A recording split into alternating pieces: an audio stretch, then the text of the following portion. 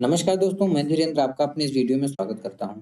जैसा कि आप देख सकते हैं, आज हम क्लास 6 एनसीईआरटी ज्योग्राफी का चैप्टर 3 डिस्कस करेंगे। तो चैप्टर 3 क्या है? मोशंस ऑफ द अर्थ, यानी कि अर्थ के मोशंस। अर्थ कौन-कौन से मोशन करती है? मोशन यानी कि गति। अर्थ कौन-कौन से गति करती है? As you know that the earth has 2 types of motion. जैसा कि आप जानते हैं, जो अर्थ है वो 2 टाइप की मोशन करती है। नाम कौन-कौन सा? Rotation and revolution. ठीक है, यानी कि एक तो अर्थ रोटेशन करती है, दूसरा रिवोल्यूशन करती है। रोटेशन क्या है? Rotation is the movement of the earth on its axis. जो रोटेशन है वो अर्थ का मूवमेंट है इसकी एक्सिस पे। जो कि अर्थ अपनी एक्सिस पे जो मूवमेंट करती है उसको क्या बोलते हैं? रोटेशन बोलते हैं। The movement of the earth around the sun in a fixed path और orbit is called revolution. Revolution क्या होता है? अर्थ का मूवमेंट सन के अराउंड एक फिक्स ऑर्बिट में जो कि अर्थ करती है उसको क्या बोलते हैं? रिवोल्यूशन बोलते हैं। जैसे कि यहाँ पे हम देख सकते हैं, कोई एक पोजीशन अर्थ का ले लो यहाँ पे। ठीक है, अब अर्थ का एक पोजीशन यहाँ पे हम देखेंगे। अर्थ की ये क्या है? ये है एक्सिस। अब इस एक्सिस के अराउंड जो है कि अर्थ मूव करती है, जो इसका मूवमेंट इस एक्सिस के अराउंड वेस्ट टू ईस्ट होता है, इसको क्या बोलते हैं हम? इसको बोलते हैं rotation.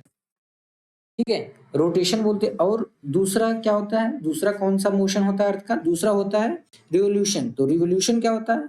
The movement of the earth in a fixed orbit around the sun is called revolution. यानी कि यहाँ पे सन है, अब अर्थ का मूवमेंट एक फिक्स्ड ऑर्बिट में, यह क्या है? एक फिक्स्ड ऑर्बिट है।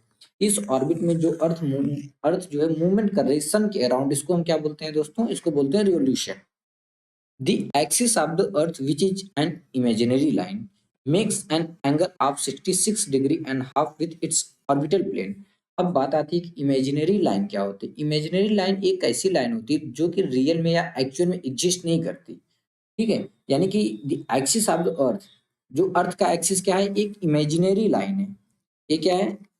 अर्थ का एक्सिस है एक। यह क्या है? एक इमेजिनरी लाइन। इमेजिनरी लाइन यानी कि यहाँ पे रियल में कोई एक्सिस एग्जिस्ट नहीं करता, बट हमने मान लिया है कि यहाँ पे एक एक्सिस है, अर्थ का एक्सिस है। तो ये जो एक्सिस है दोस्तों, ये ऑर्बिटल प्लेन से 66 डिग्री एंड हाफ का क्या बनाती है? एंगल बनाती है। जैसा कि यहाँ पे हम देख सकते हैं, ये क्या है? ये अर्थ की एक्सिस है, जो कि एक इमेजिनरी लाइन है, जो कि रियल में एग्जिस्ट नहीं करती, बट हमने माना है। तो अर्थ क्या है? इसी के अलोंग जो है कि मूव करती है, जिसको हम रोटेशन बोलते हैं। तो जो ये एक्सिस है, यह एक्सिस अर्थ का एक्सिस जो है कि ऑर्बिटल प्लेन से, ये है ऑर्बिटल प्लेन, इससे जो एंगल बनाती है, यानी कि जो कोण बनाती है, वो कितने का बनाती है? 66 डिग्री एंड हाफ का एंगल बनाती है। ठीक है, और एक चीज यहाँ पे और समझने की जरूरत है हमको कि यहाँ पे देख लें, जो 66 डिग्री एंड हाफ है ना, यह अर्थ की एक्सिस ऑर्बिटल प्लेन के साथ बना रही है एंगल। अगर कोई आपसे बोलता है कि वर्टिकल प्लेन यानी कि वर्टिकल लाइन से कितने का बनाती है, तो वर्टिकल लाइन से बनाती है 23 डिग्री एंड हाफ का एंगल बनाती है। The plane found by the orbit is known as the orbital plane. यानी कि ऐसा प्लेन जो कि ऑर्बिट ऑर्बिट जो प्लेन बनाता है, उसको हम क्या बोलते हैं? ऑर्बिटल प्लेन बोलते हैं। दी अर्थ रिसीव लाइट फ्रॉम द सन। जैसा कि हम जानते हैं, अर्थ की खुद की लाइट नहीं है। यह कहाँ से लाइट रिसीव करती है? सन से रिसीव करती है। Due to the spherical shape of the earth, only half of it gets light from the sun at a time. देखो, जो अर्थ का शेप है वो क्या है? स्फेरिकल है, लगभग एक स्फेरिकल शेप है। तो इस वजह से यह जो लाइट रिसीव करती है, इट ओनली हाफ, यानी कि अपने आधा ही लाइट ही रिसीव कर पाती है। यानी कि ये अर्थ है, अब अर्थ की शेप में स्फेरिकल है, यानी कि अगर सन यहाँ पे है, केवल ए वाला पार्ट, जो स्फेरिकल का ए वाला पार्ट है, जो इस अर्थ सन के साइड रहेगा, उसी में जो है कि लाइट रिसीव होगी। और जो पीछे वाला पार्ट, यानी कि अर्थ के इसके सन के अपोजिट वाला जो पार्ट होगा दोस्तों, वहां पे कोई भी लाइट जो है कि रिसीव नहीं करेगी अर्थ। ठीक है, the portion facing the sun experiences day while the other half away from the sun experiences night. यानी कि वह पोर्शन जो कि सन के साइड फेस कर रहा हो, जैसे यहाँ पे सन है, अब ये वाला जो पोर्शन है, ये वाला पोर्शन यहाँ से यहाँ तक, ये इस टाइम जब यहाँ पे सन की लाइट पड़ रही है, यहाँ पे डे होगा, क्या? यानी कि दिन होगा। और ये दूसरा वाला हाफ पोर्शन, जहाँ जो कि सन के अपोजिट लाइन में है, वहां पे क्या होगा? वहां पे नाइट होगा। क्यों नाइट होगा? क्योंकि वहां पे सन की लाइट नहीं जा पा रही, सन की लाइट केवल इस साइड वाले पे जा रही है। इस वजह से यहाँ पे क्या होगा? जहाँ पे लाइट जाएगी वहां पे डे होगा, वहां के लोग क्या दिन देखेंगे, और जहाँ पे लाइट नहीं जाएगी वहां पे लोग क्या देखेंगे? नाइट देखेंगे। The circle that divide the day from night on the globe is called the circle of illumination. यानी ऐसा सर्कल जो कि ग्लोब पे डे और नाइट को डिवाइड करता है उसको क्या बोलते हैं? Circle of illumination. ये क्या है? ये है सर्कल ऑफ इल्यूमिनेशन। यहाँ पे तो हम देख रहे हैं ये तो वर्टिकल लाइन सीधी लाइन दिख रही है, तो ये सर्कल ऑफ इल्यूमिनेशन कैसे हुआ? इसको हम एक प्लेन व्यू में देख रहे हैं ना, एक पेपर पे देख रहे हैं, इस वजह से हमको क्या है वर्टिकल दिख रहा है, बट रियल में क्या होता है? एक सर्कल होता है। यानी ऐसा सर्कल जो कि डे और नाइट को अर्थ पे किसी या ग्लोब पे डे और नाइट को डिवाइड करता है उसको हम क्या बोलते हैं? Circle of illumination. यानी सर्कल ऑफ इल्यूमिनेशन की एक साइड डे होता है और दूसरी साइड नाइट होता है। This circle does not coincide with the axis as you see in the figure 3.2। जैसा कि यहाँ पे आप देख रहे हो जो ये सर्कल है, सर्कल ऑफ इल्यूमिनेशन जो है कि इसके एक्सिस अर्थ के एक्सिस से कोइंसाइड नहीं, तो कोइंसाइड मतलब एक साथ। यानी कि अगर ए वाला एक्सिस जो दिख रहा है दोस्तों, अगर सर्कल ऑफ इल्यूमिनेशन के इसी पे होता इसको हम कोइंसाइड बोलते हैं। यानी कि एक्सिस और सर्कल ऑफ इल्यूमिनेशन जो है कि एक दूसरे से क्या है? कोइंसाइड है। बट यहाँ पे हम देख सकते हैं ये एक दूसरे के कोइंसाइड नहीं है। क्यों? क्योंकि यहाँ पे सर्कल ऑफ इल्यूमिनेशन यहाँ पे है और ये जो कि एक्सिस है वो यहाँ पे है। यानी कि ये दोनों एक दूसरे से कोइंसाइड नहीं है, एक दूसरे के साथ नहीं है। The Earth takes about 24 hours to complete one rotation around its axis। जैसा कि हम जानते हैं जो अर्थ है वो अपने एक्सिस पे घूमने में या रोटेट करने में टोटल एक कंप्लीट रोटेशन में 24 आवर्स लेती है। यानी कि इस पॉइंट से इस पॉइंट तक घूमने में ये 24 आवर्स लेती है। ठीक है। The period of rotation is known as the earth day. यानी जो पीरियड ऑफ रोटेशन है उसको अर्थ डे के नाम से जाना जाता है। ठीक है। This is the daily motion of the अर्थ। यह क्या है? अर्थ का डेली मोशन है। What would happen if the earth did not rotate. अब आप सोचो क्या होगा अगर अर्थ रोटेट ना करे? The portion of the earth facing the sun would always experience day, thus bringing continuous warmth to the region। अब देखो सीधी सी बात है, अगर डे नाइट ना हो या अर्थ रोटेट ना करे, ये वाला जो पोर्शन होगा दोस्तों, इस चीज को समझना। क्या अर्थ क्या है? वेस्ट टू ईस्ट यहाँ पे रोटेट कर रही है। ठीक है, अपने एक्सिस पे लगातार घूम रही है। इससे क्या होता है कि कभी ये वाला पोर्शन सन के साइड, कभी ये वाला पोर्शन सन के साइड, फिर कभी ये वाला पोर्शन सन के साइड, फिर कभी ये वाला पोर्शन सन के साइड। यानी कि कॉन्टिन्यूअस एक पोर्शन सन के साइड नहीं रहता। अगर ये रोटेट ना करे तो ये वाला जो पोर्शन होगा, ये वाला पोर्शन कॉन्टिन्यूअस सन के साइड होगा, तो कॉन्टिन्यूअस सन की लाइट यहाँ पे पड़ेगी। तो इससे क्या होगा? इस वाले रीजन में बहुत ज्यादा गर्मी होगी, बहुत ज्यादा, मतलब हद से ज्यादा क्या होगा? कॉन्टिन्यूअस यहाँ पे वार्म होगा इस रीजन में। The other half would remain in darkness. और जो दूसरा रीजन है यहाँ पे कॉन्टिन्यूअस क्या होगा? डार्कनेस, यानी अंधेरा रहेगा। और यहाँ पे बहुत कड़क जो है कि फ्रीजिंग कोल्ड रहेगा, बहुत ज्यादा यहाँ पे ठंड रहेगी। फ्रीजिंग कोल्ड यानी कि ऐसा कोल्ड जहाँ जहाँ पे लाइफ ही पॉसिबल हो, बहुत ज्यादा ठंडा all the time. Life would not have been possible in such extreme condition. तो दोस्तों ऐसी कंडीशंस में, ऐसी एक्सट्रीम कंडीशन में जो लाइफ है वो पॉसिबल नहीं है। The second motion of the earth around the sun in its orbit is called revolution। जैसा हम जानते हैं जो दूसरा मोशन जो कि अर्थ करती है सन के अराउंड एक फिक्स ऑर्बिट में, उसको क्या बोलते हैं? रिवोल्यूशन बोलते हैं। It takes 365 and 1/4 days to revolve around the sun. तो सन कितना टाइम लेती है एक सन के अराउंड रिवॉल्व होने में? यानी कि अब यहाँ से अगर यहाँ से इस चीज को समझना कि रिवोल्यूशन क्या है। अब यहाँ से यहाँ तक ये क्या है? फिक्स ऑर्बिट में, बीच में क्या है? सन है। इसके एक फिक्स ऑर्बिट में अर्थ जो है मूव कर रही है। ठीक है, तो इसको यहाँ से यहाँ तक मूव करने, सपोज यहाँ से इसने अपना रिवोल्यूशन स्टार्ट किया, यहाँ से यहाँ तक जाने में, फिर वापस इसी पॉइंट पे आने में दोस्तों अर्थ को कितना टाइम लगता है? 365 1/4 डेज इतना लगता है इसको एक रिवॉल्यूशन कंप्लीट करने में around the sun. We consider a year as consisting of 365 days only and ignore 6 hours for the sake of convenience। sake of convenience मतलब अपनी आसानी के लिए। ठीक है, जो कि कैलकुलेशन इजीली हो जाए, तो हम क्या करते हैं? हम एक साल जो है कि केवल 365 डेज का कंसीडर करते हैं और 6 आवर जो है उसको हम क्या करते हैं? इग्नोर कर देते हैं अपने सेक ऑफ कन्वीनियंस के लिए। और जैसा कि आप जानते हैं जो एंशियंट इंडियन एस्ट्रोनॉमर आर्यभट्ट थे, उन्होंने बोला था कि जो अर्थ है वो राउंड है, वह गोल है और and rotate on its own axis. यह खुद की एक्सिस पे क्या करती है? रोटेट करती है। ठीक है, अब आगे देखते हैं। 6 hours saved every year are added to make one day 24 hours over a span of 4 years. जैसा कि हम क्या जानते हैं कि हर चौथे साल बाद क्या आता है? एक लीप ईयर आता है। लीप ईयर में क्या होता है? 366 डेज होते हैं, अभी हम आगे देखेंगे। तो क्या होता है कि हर एक साल से 6 आवर्स निकालोगे, फिर दूसरे ईयर से 6 आवर, तीसरे ईयर से 6 आवर, फिर चौथे ईयर से 6 आवर, टोटल 6 4 जा 24, यानी 24 आवर हो जा रहे हैं, मतलब एक दिन आ जाएगा आपके पास। ठीक है। तो 6 आवर सेव एवरी ईयर, यानी हर साल जो है कि 6 घंटे सेव किए जाते हैं, हम सेव करते हैं एंड एडेड, और उनको जो है कि ऐड किया जाता है हर चौथे साल के बाद। This surplus day is added to the month of February, और जो सरप्लस डे मतलब एक एक्स्ट्रा डे जो है कि वो मंथ ऑफ फेब्रुअरी में फेब्रुअरी मंथ में ऐड किया जाता है।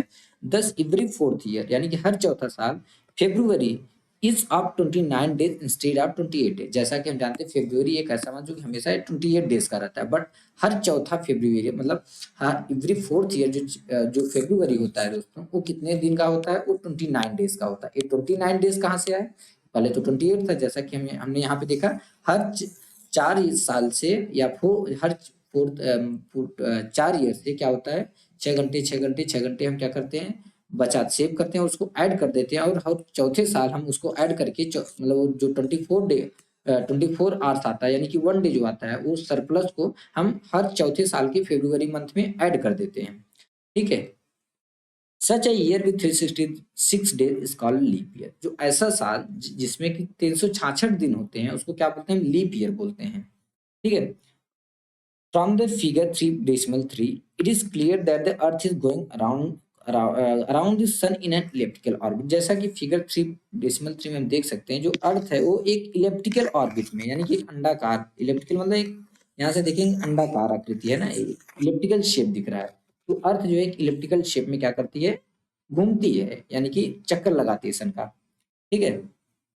Notice that through out its orbit the earth is inclined in the same direction.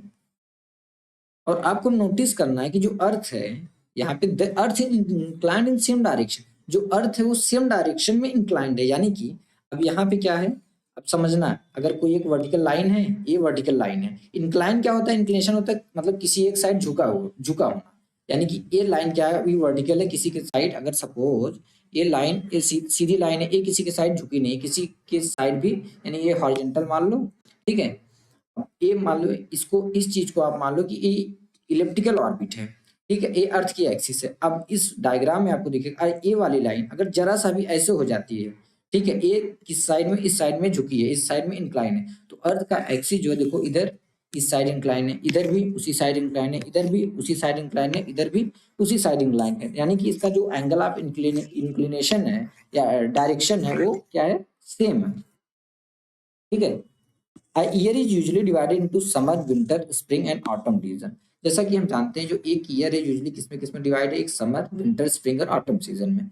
Season change due to the change in the position of the earth around the sun. अब season कैसे होता है, season change होता है due to change in the position of the earth, earth के position में change होने की वजह से, जो कि सन के अराउंड। ठीक है। यानी कि जैसे कि ये क्या है, विंटर सीजन है, ये विंटर सीजन में, वो स्प्रिंग सीजन, फिर यहाँ पे समर के टाइम में ऑटम सीजन में, यानी कि जो सीजन कैसे ऑकर होता है, due to change in the position of the earth around the sun. ठीक है। आगे देखते हैं। अब आपको इस फिगर को देखना 3.3 को, फिर उसके बाद हम देखेंगे you will see that on 21 June the northern hemisphere is tilted toward the sun. अब जैसे कि यहाँ पे हम देख सकते हैं 21 जून को क्या है, 21 जून को यहाँ पे आप देखोगे तो जो अर्थ है किस साइड में टिल्ट है, अर्थ का एक्सिस जो है कि सन के साइड, ये वाला एक्सिस है दोस्तों, ये ये किसके साइड टिल्ट है, सन के साइड टिल्ट है। ठीक है। 21 जून को the rays of the sun fall directly on the Tropic of Cancer, as a result these area receive more heat. The area near the poles receive less heat as the rays of the sun are slanting. अब आगे देखना कि 21 जून को क्या हो रहा है कि अर्थ जो है इस साइड में इंक्लाइंड है, अर्थ का एक्सिस नॉर्थ यानी नदर्न हेमिस्फीयर जो है, नदर्न पोल सन के साइड इंक्लाइंड है। इस वजह से यहाँ पे क्या होता है, जो सन की रेज है, सन की rays directly Tropic of Cancer पे पड़ रही है, डायरेक्टली, यानी कि डायरेक्टली जो है ट्रॉपिक ऑफ कैंसर क्या है, ये है जो कि 23.5 नदर्न हेमिस्फीयर से आता है। यहाँ पे सन की रेज डायरेक्टली पड़ती है, इस वजह से यहाँ पे मैक्सिमम हीट होता है या ज्यादा हीट होता है। और जो पोल एरिया है, पोल एरिया में सन की जो रेज हैं वो स्लैंट हो जाती है, स्लैंट मतलब थोड़ा सा झुक जाती है या थोड़ा सा दूर की साइड जाती है। अब जैसे कोई चीज अगर डायरेक्ट जा रहा है मीन्स ये डायरेक्टली पड़ रहा है, बट अब यही रेज अगर ऐसे जा रहा है मतलब ये स्लैंट हो जा रही है, तो पोल साइड क्या होता है, वहां पे स्लैंट हो जाती है रेज। ठीक है। तो यानी कि जो पोल वाले एरिया है वहां पे लेस हीट रहता है, और जो ट्रॉपिक ऑफ कैंसर वाला रीजन है वहां पे ज्यादा हीट रहता है। North Pole is inclined toward the sun and the places beyond the Arctic Circle experience continuous daylight for about 6 months. और इसमें क्या है दोस्तों, इस चीज को और चीज समझने की जरूरत है। इसमें क्या है कि नॉर्थ पोल जो है, नॉर्थ वाला पोल ये किसके साइड है, ये सन के साइड ज्यादा झुका हुआ है। इस वजह से यहाँ पे क्या होता है, जैसा हम जानते हैं, ये क्या है अपना, ये है हमारा इक्वेटर। ठीक है, इक्वेटर है, ये है ट्रॉपिक ऑफ कैंसर, और ये है ट्रॉपिक ऑफ कैप्रिकॉर्न, और ये है आर्कटिक सर्कल। ठीक है, तो आप अगर ध्यान से देखोगे, क्लोजली इसको आप देखोगे, तो आपको दिखेगा ये जो आर्कटिक सर्कल के अंदर का रीजन है, वहां पे ये, और एक चीज और, दो कलर डिफरेंट आपको नजर आ रहा है। तो ये वाला जो कलर है, यानी कि सन की रेज जो है यहाँ तक जा रही है, तो ये वाला आर्कटिक सर्कल के अंदर वाला जो रीजन है, आपको दिख रहा होगा, ये कंटिन्यूअस सन की रेज यहाँ पे जा रही है। तो इस वजह से जो नॉर्थ पोल यानी आर्कटिक सर्कल के अंदर का जो रीजन है, वहां पे 6 महीने कॉन्टिन्यूअस क्या होता है, डे होता है। Since a large portion of the northern hemisphere is getting light from the sun, क्योंकि नदर्न हेमिस्फीयर का ज्यादातर पोर्शन जो है, लार्ज पोर्शन है, ज्यादा पोर्शन क्या है, लाइट रिसीव कर रहा है। It is summer in the region north of the equator, और इस वजह से इक्वेटर के नॉर्थ में जो रीजन है, यहाँ पे क्या होता है, समर होता है। यानी कि यहाँ पे आप देखोगे, यहाँ पे जो नदर्न हेमिस्फीयर है, उसका ज्यादातर हिस्सा क्या कर रहा है, लाइट रिसीव कर रहा है। इस वजह से जो इक्वेटर के ऊपर वाला एरिया है, यहाँ पे इस टाइम क्या होता है, समर सीजन रहता है। ठीक है, the longest day and the shortest night at these places occur on 21 जून। तो इन प्लेसेस में, यानी नदर्न इक्वेटर के ऊपर वाले हिस्सों में, जो लॉन्गेस्ट डे होता है और शॉर्टेस्ट नाइट, अब सीधी सी बात है, जब लॉन्गेस्ट डे रहेगा उस दिन शॉर्टेस्ट नाइट रहेगी, वो 21 जून को होता है। At this time in the southern hemisphere all the condition are reversed. अब सीधी सी बात है भाई, इसी टाइम जो सदर्न हेमिस्फीयर होगा, ये सारी जो कंडीशंस हैं एकदम रिवर्स होगी, एकदम उल्टी होंगी। यानी कि 21 जून को वहां पे लॉन्गेस्ट नाइट होगी और शॉर्टेस्ट डे होगा। ठीक है, it is winter season there, और सीधी सी बात है, वहां पे समर है नदर्न में, तो वहां पे क्या होगा, विंटर होगा। The nights are longer than day, और जो नाइट्स होंगी, जो रातें होंगी, वो दिन से ज्यादा लंबी होंगी। This position of the earth is called summer solstice. जो अर्थ का ये पोजीशन है, इसको हम क्या बोलते हैं, समर सोल्स्टाइस बोलते हैं। ठीक है, अब ऑन 22 दिसंबर, अब 22 दिसंबर को क्या होता है, the Tropic of Capricorn receive direct rays of the sun at the south pole tilt toward it. अब 22 दिसंबर को हम देखते हैं क्या हो रहा है, ताकि 22 दिसंबर को अब हम देखते हैं। तो 22 दिसंबर को दोस्तों, यहाँ पे जो साउथ पोल है वो टिल्ट है, किधर, सन के साइड टिल्ट है। तो सीधी सी बात है, जब ये सन के साइड टिल्ट है, जो ट्रॉपिक ऑफ कैप्रिकॉर्न है, वो जो है कि ज्यादा हीट रिसीव करेगी, यानी कि हीट जो है, सन की लाइट जो है डायरेक्टली रिसीव करेगी। इस वजह से यहाँ पे ज्यादा लाइट आएंगी, तो ज्यादा गर्मी रहेगी उस टाइम, या कंटिन्यूस लाइट रिसीव करेगा उस टाइम, कुछ टाइम के लिए, यानी डायरेक्टली सन की रेज वहां पे पड़ती है। As the sun's rays fall vertically at the Tropic of Capricorn, जैसा कि हम जानते हैं, ट्रॉपिक ऑफ कैप्रिकॉर्न जो है 23 degree and half southern hemisphere से जाता है, साउथ में, यानी कि सदर्न हेमिस्फीयर में है। ठीक है, एज जो सन की रेज है वो वर्टिकली पड़ती है ट्रॉपिक ऑफ कैप्रिकॉर्न पे। A larger portion of the southern hemisphere gets light, और इस टाइम क्या होता है, जो सदर्न हेमिस्फीयर का लार्जर पोर्शन जो है कि सनलाइट में रहता है। जैसे कि यहाँ पे आप देख सकते हैं, ये 22 दिसंबर, और यहाँ पे हमने देखा 21 जून को क्या होता है, समर सोल्स्टाइस होता है, और 22 दिसंबर को विंटर सोल्स्टाइस होता है। समर सोल्स्टाइस में नदर्न हेमिस्फीयर जो होता है, जो नदर्न हेमिस्फीयर ज्यादातर हिस्सा जो है कि लाइट में रहता है, सन की साइड रहता है, और सदर्न हेमिस्फीयर का ज्यादातर हिस्सा डार्कनेस के साइड रहता है, सन के अपोजिट साइड। बट यहाँ पे विंटर सोल्स्टाइस में क्या हो रहा है, सदर्न हेमिस्फीयर का ज्यादातर हिस्सा जो है कि किधर हो रहा है, सन के साइड हो रहा है। ठीक है, तो यहाँ, और जो सन की लाइट है, जो सन की रेज है, वो डायरेक्टली ट्रॉपिक ऑफ कैप्रिकॉर्न पे डायरेक्टली वर्टिकली पड़ती है। ठीक है, और क्या होता है, हमने देख लिया, जो जो लार्जर पोर्शन वहां सदर्न हेमिस्फीयर का जो लार्जर पोर्शन है, वहां पे ज्यादा जो लाइट ज्यादा आती है। देयरफॉर इसलिए it is summer in the southern hemisphere with longer days and shorter night. इसलिए सदर्न हेमिस्फीयर में तब समर होता है, कि लॉन्गर डेज होते हैं और शॉर्टर नाइट होता है। अब सीधी सी बात है, तो भैया इस टाइम जो नदर्न हेमिस्फीयर है, वहां पे सारी चीजें उल्टी होंगी, the reverse happen in the northern hemisphere. तो इस टाइम नदर्न हेमिस्फीयर में चीजें उल्टी होंगी, यानी कि जैसे कि हमने देखा, समर क्या हो रहा है यहाँ पे, सदर्न वाला जो सदर्न हेमिस्फीयर का ज्यादातर हिस्सा लाइट में है, तो सीधी बात नॉर्दर्न हेमिस्फीयर का ज्यादातर हिस्सा डार्क में होगा। ठीक है, this position of the earth is called winter solstice. जो अर्थ का यह पोजीशन है, यानी कि 22 दिसंबर वाला, इसको इस दिन क्या होता है, विंटर सोल्स्टाइस होता है। ठीक है, और 21 जून को क्या होता है, समर सोल्स्टाइस होता है। ठीक है, कि क्या आप जानते हैं जो क्रिसमस क्रिसमस है वो ऑस्ट्रेलिया में समर सीजन में मनाया जाता है, ठीक है। ऑन 21 मार्च एंड सितंबर 23, अब बात आती है 21 मार्च को और सितंबर 23 को direct rays of the sun fall on the equator. तो इन दोनों दिन यानी 21 मार्च को भी और 23 सितंबर को भी जो रेज है, सन की जो रेज है वो डायरेक्टली इक्वेटर पे फॉल होती हैं, गिरती हैं। At this position neither of the poles is tilted towards sun. और इस पोजीशन में यानी 21 मार्च को 23 सितंबर को जो पोल्स हैं वो कोई भी पोल्स यानी न ही नॉर्थ पोल न ही साउथ पोल सन के साइड कोई भी टिल्ट नहीं है, कोई भी झुके हुए नहीं है। So the whole earth experience equal days and equal night. हाँ भैया इसी दिन होता है यानी 21 मार्च को 23 सितंबर को ही एक ऐसा दिन होता है, इस टाइम जो है कि जो सन की रेज है यानी कि अर्थ पे इक्वल डे और इक्वल नाइट होता है। The whole earth experience equal days and equal night, this is called an equinox. इसको क्या बोलते हैं? इक्विनॉक्स। इक्विनॉक्स से आपको इतना समझ, इक्वी मतलब इक्वल, ठीक है, इतना समझो आप, सीधी सी बात आपको समझ में आ जाएगी। इक्विनॉक्स कब बोलेंगे? जब डे और नाइट्स क्या होंगे? इक्वल होंगे।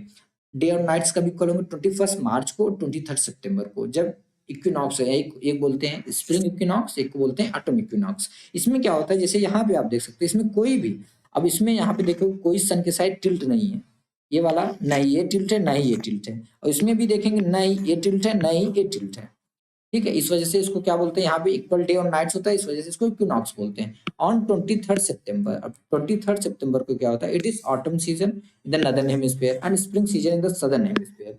तो 23 सितंबर को दोस्तों ऑटम सीजन होता है नदर्न हेमिस्फीयर में और स्प्रिंग सीजन होता है सदर्न हेमिस्फीयर में। यानी कि तो यहाँ पे देख सकते हैं कि नदर्न हेमिस्फीयर वाला जो हिस्सा है यहाँ पे ऑटम सीजन होगा 23 सितंबर को, और ये जो सदर्न हेमिस्फीयर वाला हिस्सा यहाँ पे स्प्रिंग सीजन होगा, ठीक है। और 21 मार्च को अगर देखेंगे तो जो नदर्न हेमिस्फीयर है यहाँ पे स्प्रिंग सीजन होगा, यानी इसका उल्टा जो सदर्न हेमिस्फीयर है यहाँ पे ऑटम सीजन होगा, ठीक है।